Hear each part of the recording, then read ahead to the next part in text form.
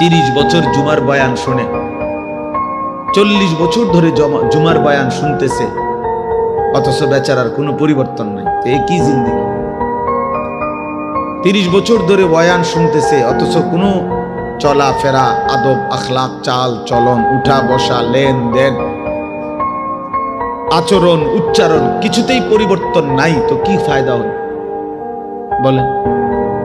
এই জন্য দয়া করে কোরআনুল কারীম আমাদের জিন্দেগি পরিবর্তনের জন্য, জীবন সাজিয়ে তুলবার জন্য, হুদাল্লিন নাস, এটা মানুষের হেদায়েত, হুদাল্লিল মুত্তাকিন, যারা আল্লাহকে ভয় করতে চায়, আখিরাত পেতে চায়, জাহান্নাম থেকে বাঁচতে চায়, আল্লাহর নাফরমানি ছাড়তে চায়, জান্নাত পেতে চায়, আল্লাহ পাকের গোলামি আর বন্দিগি করতে চায়, আল্লাহ বলেন তাদের জন্য সুস্পষ্ট, পূর্ণাঙ্গ, নিখুঁত হেদায়েত।